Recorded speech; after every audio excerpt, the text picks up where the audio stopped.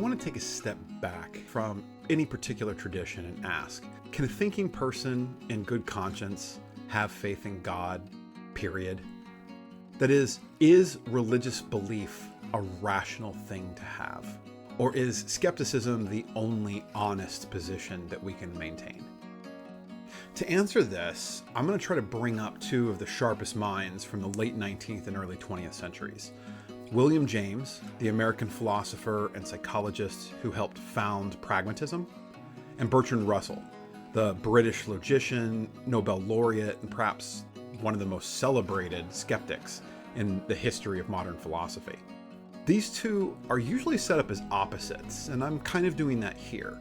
The believer and the atheist, the man of faith and the man of reason. But I want to complicate that framing.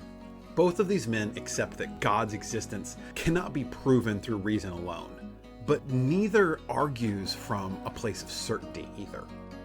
And both draw a remarkably similar conclusion regarding the nature of faith and its relationship to reason.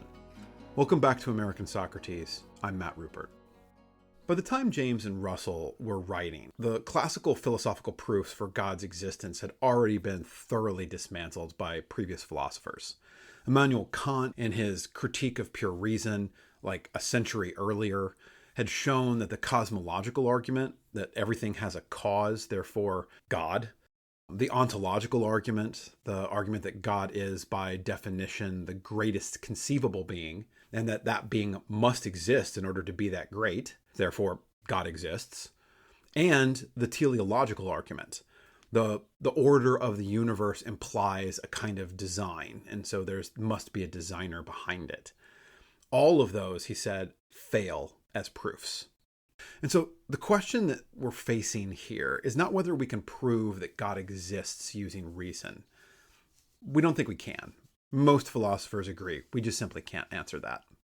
The question is, what follows from that? What does an intellectually honest and morally serious person do with genuine uncertainty about one of the most important questions imaginable? A question about faith in the existence of an ultimate authority. The philosophical tension here is not whether or not God exists, but whether or not it's reasonable to put any faith into believing that God exists. Since the ancients, it's always been seen as unacceptable that faith be put into something that is entirely unreasonable. You shouldn't believe it if you know it's not true. To believe in a world run by, let's say, invisible elephants should be seen as crazy, not as a question of faith. But substitute God for elephants, and we have exactly the same argument. So a reasonable person, so the argument goes, should see the argument for God or belief and faith in God as crazy. William James was born in 1842 into one of the most intellectually remarkable families in American history. His brother was Henry James, the famed novelist. The older brother, William, trained as a physician and became the first professor of psychology at Harvard. He's not a man who came to faith very comfortably or inherited it uncritically. His philosophy, in a real sense, was forged out of personal crises. Religiously, James was raised as a Swedenborgian by his father, also named Henry James, who was a devoted member of the New Church, and independent interpreter of the mystical writings of Emanuel Swedenborg. Unlike his younger brother, who more or less abandoned the faith completely, William had a more partial relationship with the religion. Certainly not a strict follower like his dad. He never quite gave it up either. And he made it the subject of much of his philosophical work, especially his greatest intellectual contributions. On the other hand, James, along with Charles Peirce, founded the American philosophical discipline of pragmatism. For pragmatism, the question is never just, well, is this true in an abstract sense? It's always, what difference does it make to an individual human life, or even a social human life, to believe or not believe that this thing is true? That standard is going to run through everything that James writes about religion. He's judging it through the standard of what religion actually does for human beings, whether or not God is a real material being or not. So James spent years gathering hundreds of first-person accounts of religious experience from across different traditions and asking this question: what do these experiences do for people? Do they enlarge or do they constrict their lives? Do they generate courage and charity, or do they generate fear and rigidity? And his answer was that genuine religious experience, at its best, produces observable transformation. That empirical project then became the background for the will to believe, which is the text that we're going to look at. And it's why James is not arguing from sentiment, but from evidence about what faith can actually do for human lives. His argument begins with a careful analysis of the kind of decision that religious belief actually is. He divides up options between three different kind of antipodes. The first of these is a spectrum between living and dead options. A living option is one where both possibilities have genuine appeal to you. You can actually imagine holding either of these views. A dead option is one where either one side, or maybe even both sides, has no attraction to you at all. Like you would never believe in either of these options, so that's just a dead question for you. James' argument here only applies to living options. If you can see yourself as both believing and not believing in God, then this is a living option for you. If it has no pull whatsoever, if you couldn't imagine yourself believing in God no matter what evidence came up in front of you, then the argument just isn't addressed to you and you can just walk on with your life without even thinking about it. The second set of antipodes that he puts out here are the choice between forced and avoidable options. A forced option is one where not choosing is itself a choice with real consequences. You cannot stay neutral on a forced option simply by sitting on the fence. You have to pick a side. On the question of religious belief, withholding commitments is not a neutral position. It closes you off. Losing a religious community, let's say, because most of your community is organized around that religion, is a good example of what you might lose, not only by choosing to reject the faith, but by simply choosing to be agnostic and saying, I just don't know. I don't know if I want to participate in this or not. You might lose that community. The third spectrum here is between momentous and trivial options.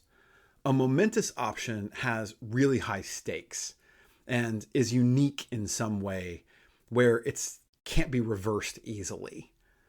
Whether you decide to marry your high school sweetheart or the person you met in college is a momentous decision. It's a decision with more importance than, say, deciding which breakfast cereal you think you ought to have today. It's easy to change your mind about the question about breakfast cereal, but it's hard to go back and remarry another person. Whether to believe in God or not is, for most people, according to James, a momentous decision in a way that most of our everyday kinds of decisions really aren't. They're much more mundane. They're much more trivial. So a genuine option, what he's going to call a genuine option, is one that is all three of these things. It is living, it is forced, and it is monumentous. James' central claim, then, is that religious belief for the person for whom it is a living question is a genuine option. And that for genuine option, reason can't settle it. Your deeper nature still has to choose. You have to decide. So he uses an analogy to try and make this more concrete. He uses a marriage analogy as a way of vividly expressing this. Imagine a man who simply hesitates indefinitely about whether or not to propose to the woman that he loves because he can't be perfectly certain that she's going to make a good wife. In waiting for that kind of certainty that's ultimately never going to come, he sort of has already made a choice, and that choice has cost him something very real. He's no longer going to have a life with this woman because he just waited too long. Skepticism on a kind of forced option like this is not the absence of a bet. It is a bet. It's a bet on a specific outcome with specific costs. So there is something that you lose by sitting the fence, by being skeptic. James writes, skepticism then is not an avoidance of option. It's an option of a certain particular kind of risk. Better risk loss of truth than chance of error. That is, your faith vetoer's exact position. James' conclusion then is that when a question is genuinely forced, living, and momentous, and when reason simply cannot deliver a verdict for us, we can rely on our passional nature, on our hopes, on our dreams, on our commitments, on our fears, and on our sense of what matters to us, our values. Not only is this lawful, but it may also tip the scale in one direction or the other. He says this is not irrational. We have to choose, and we have to choose without the aid of reason. So it's a more honest account of how belief actually works in our daily lives, in the areas where evidence genuinely has played out and we still have to make decisions. Now, James anticipates that his argument will be misread as a license for wishful thinking, as, permission to believe whatever the hell you want, to believe regardless of whatever the evidence is. And he's going to address this pretty quickly and emphatically. He quotes what he calls the schoolboy definition of faith. That's faith when you believe something that you know ain't true. And then he says, in plain terms, this is not what I'm arguing for. This is precisely the misapprehension he wants to correct. His argument has strict conditions here. The right to believe applies only to living options that have that genuine pull on both sides. It applies only where that genuinely cannot be resolved by reason. So it's not going to apply to dead options, to patently absurd superstitions, or to beliefs that contradict what reason has already established. If we have good reason not to believe something, it is not a question of faith then. That is a misuse of the concept of faith. Faith is not supposed to be believing despite what your eyes tell you. Reason can tell you that that's not right. And so you're supposed to rely on reason first. Faith is supposed to come in only where reason is mute, where it is silent on the subject. If the evidence is in, and if reason has delivered a verdict on something, the will to believe has no standing. It is not admitted here. And James is thoroughly empiricist about this. He's not going to defend credulity. He's defending a narrow and specific claim. And that is the space where genuine uncertainty remains on questions of the highest importance. The honest person who is not obligated to hold back. Faith that requires you to ignore or maybe override the evidence is not faith in his sense then. That's the schoolboy faith. And James rejects it. So just to say this one more time, James is not saying you can believe what you want.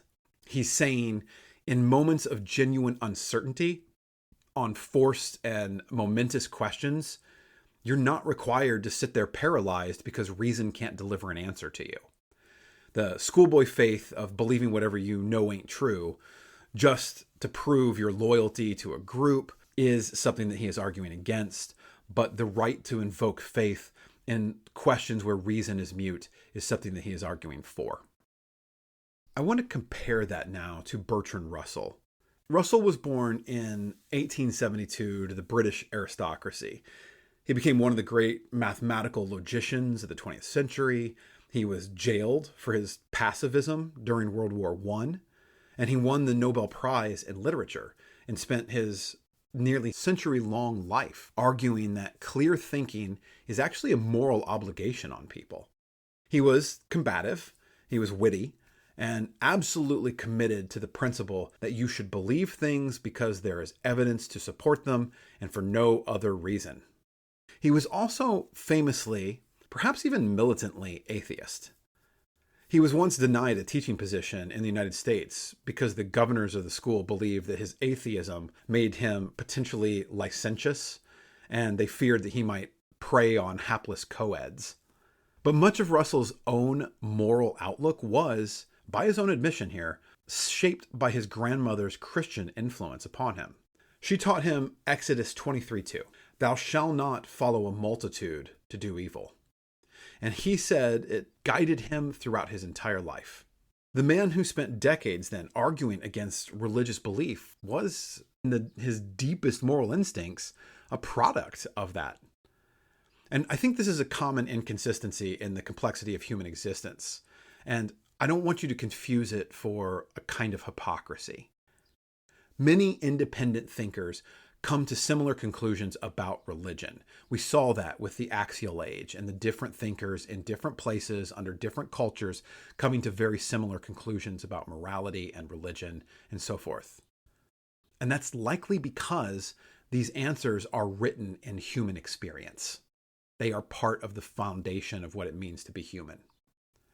So in 1939, Russell gave a lecture on the nature of God that represents his most careful and philosophically precise statement on the subject.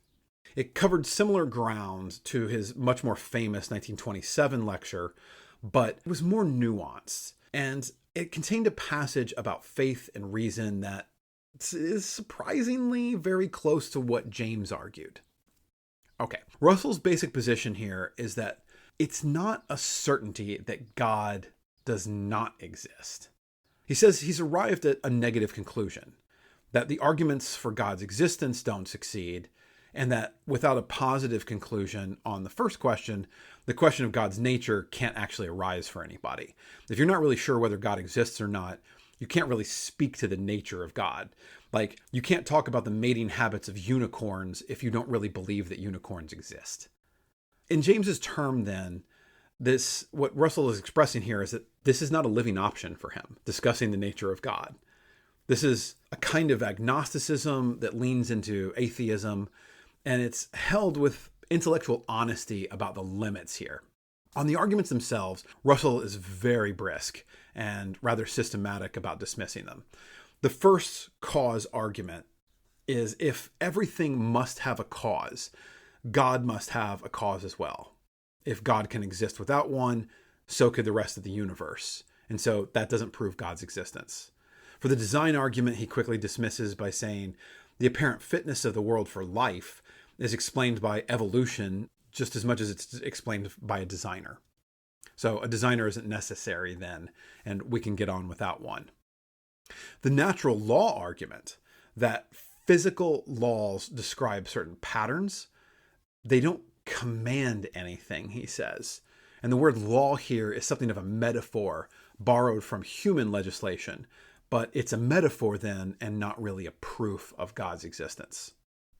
Russell then moves on to his moral argument, the claim that God is needed to ground morality in something. There's no backstop on our arguments for morality, and so ultimately they just boil down to questions of power, like Nietzsche said.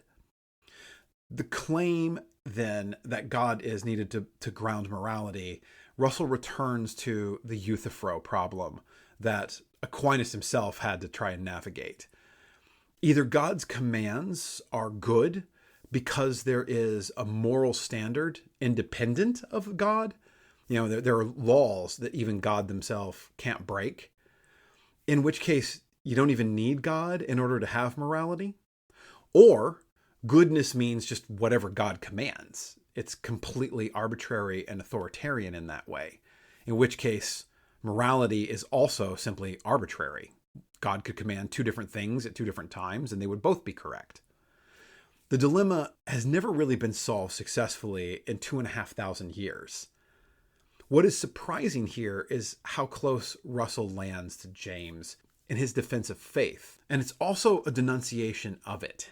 The following passage is from that 1939 lecture and shows how close Russell and James get to in certain key questions. Here's the first passage. Nobody talks about faith in the multiplication table. Faith tends to be applied in only uncertain contexts, which it is precarious when claimed as the basis for undeniable truth.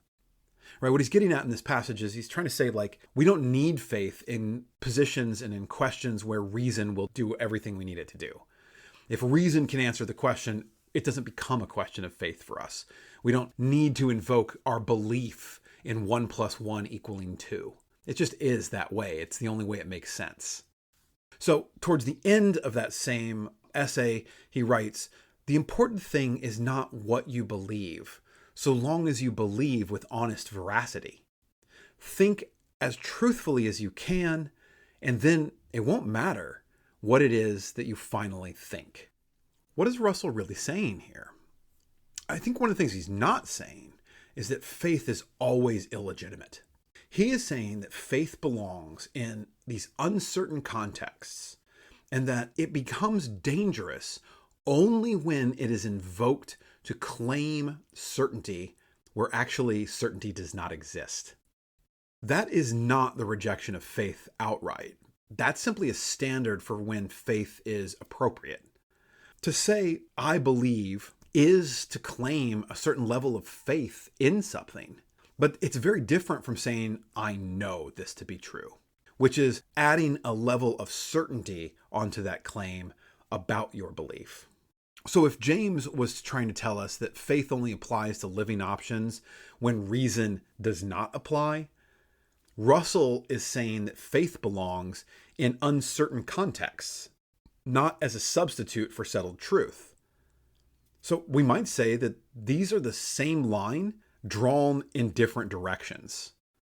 James is arguing for the legitimacy of faith in genuine uncertainty, and Russell is arguing against faith masquerading as certainty where it just doesn't belong. It's not appropriate.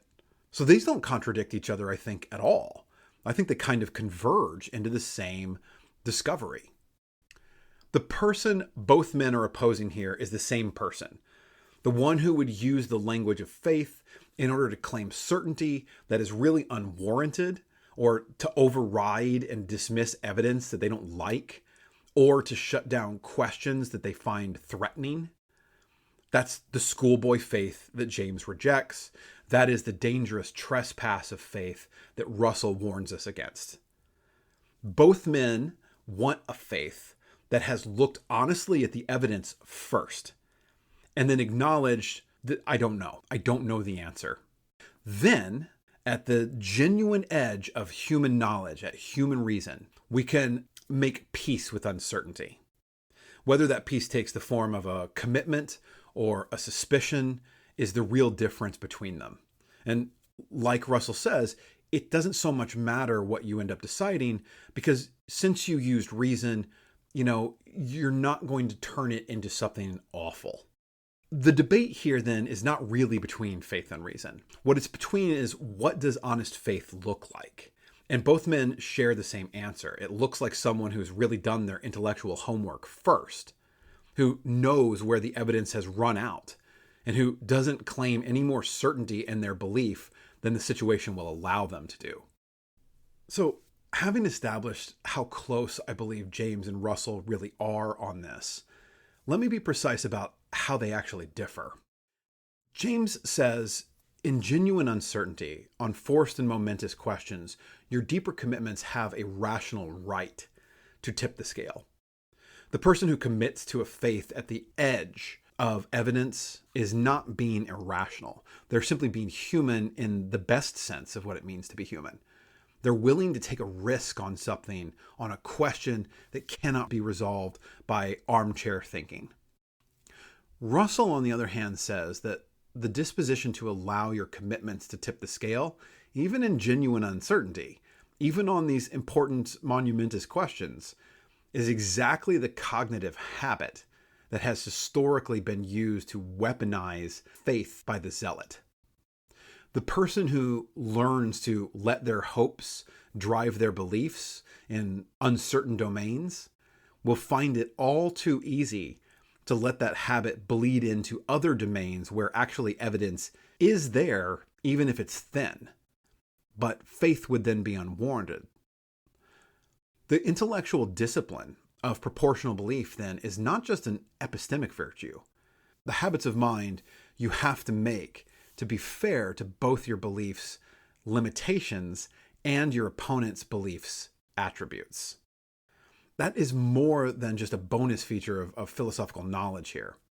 It's a moral habit because its absence is how human beings become susceptible to confidence artists, charlatans, who lean on this sort of weaponized certainty. Their deep certainty in their faith convinces people that they're right, even when it shouldn't. I think both of these warnings are really real here. Both belong in a fully examined life, and neither of them can simply dismiss the other. James is really right that the strictly proportional mind is a smaller mind than evidence usually requires. Russell is also right that the willingness to believe beyond evidence has caused incalculable harm. The Socratic position, I think, then, holds both of these warnings simultaneously without pretending that the tension is going to resolve easily. Sometimes you are going to have to take things on faith, but you should at least be aware of that and a little wary every time you do, because that is where you're going to cause harm unwillingly. And so if you're not aware of it, that is when you are going to turn evil. So to wrap up then, when reason runs out and you stand at the edge of what you know, do you have the courage to commit to it anyway? Do you have the honesty to say, look, I don't know, when you really don't know? And to refuse to dress up uncertain beliefs, uncertain faith as certain, regardless of how comforting that feeling of certainty would be. I think both James and Russell are asking whether you have the kind of character to live honestly in a world full of uncertainty, without collapsing into either a false sense of certainty or a helpless paralysis. So here is the closing question I want to leave you with. What would it mean for you to believe honestly? To be completely honest with yourself about how much you should be believing the things that you have faith in? And is it okay for you to have a suspect faith in things? I believe that is what it means to live with a sense of integrity. And only with a sense of integrity can you live in a world with genuine hope and care and truthfulness and goodness.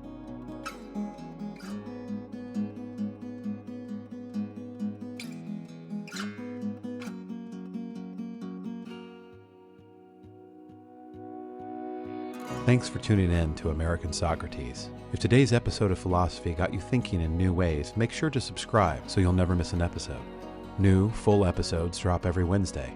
If you enjoyed the show, leave a review. It helps others find us, and it means a lot.